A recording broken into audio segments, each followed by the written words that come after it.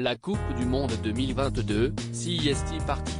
Et après une courte cérémonie d'ouverture et plusieurs matchs déjà spectaculaires, CEST autour des Bleus de se lancer ce mardi dans un match qui s'annonce à leur portée face à l'Australie.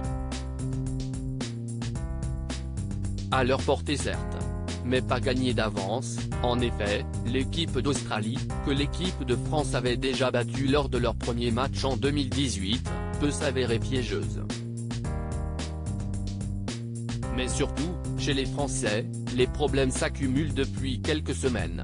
Après de très nombreux forfaits dont celui de Paul Pogba ou de N'Golo Kanté, 2 joueurs se sont blessés à l'entraînement après être arrivés au Qatar. Et pas n'importe qui, puisqu'après Christopher Nkunku qui s'est tordu le genou, CEST Karim Benzema qui a été victime d'une déchirure à la cuisse, le contraignant a déclaré forfait. De mauvais augure pour l'équipe de France qui doit en plus composer avec le boycott d'une certaine partie des spectateurs, fâchés de voir les conditions dans lesquelles se déroule cette Coupe du Monde, écologie, homophobie, etc. Point et qu'ils n'ont que très peu apprécié les propos récents d'Hugo Lloris, capitaine et gardien des Bleus depuis plus de 10 ans désormais, qui a défendu la volonté du Qatar de ne pas voir apparaître de brassard arc-en-ciel, que les joueurs portent contre l'homophobie dans le football. Lorsqu'on est en France, lorsqu'on accueille des étrangers, on a souvent envie qu'ils se prêtent à nos règles. Qu'ils respectent notre culture. Je ne ferai de même lorsque j'irai au Qatar, tout simplement, avait-il déclaré, une phrase qui lui a valu une grosse polémique.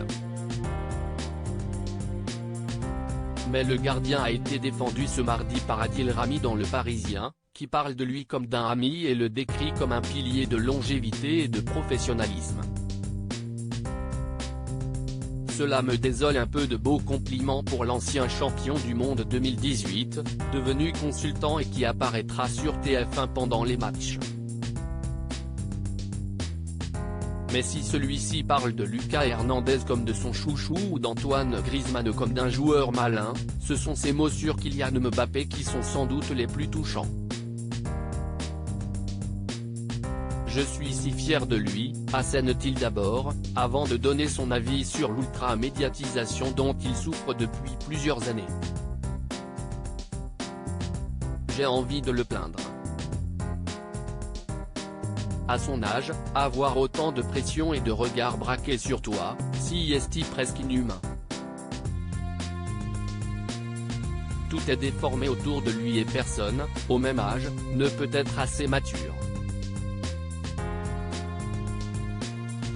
En France, on ne le protège pas assez dans les commentaires. Au Portugal, ou en Argentine, tout le monde soutient Ronaldo ou Messi. Pas nous en France. Cela me désole un peu. Mais malgré cela, Adil Rami est sûr que Kylian Mbappé fera une grande carrière. Je lui ai écrit récemment, je te souhaite d'avoir le maximum de ballons d'or dans ta carrière. Car la seule question autour de lui, CEST combien il va en recevoir. Mais en attendant le ballon d'or, la Coupe du Monde lui tend les bras.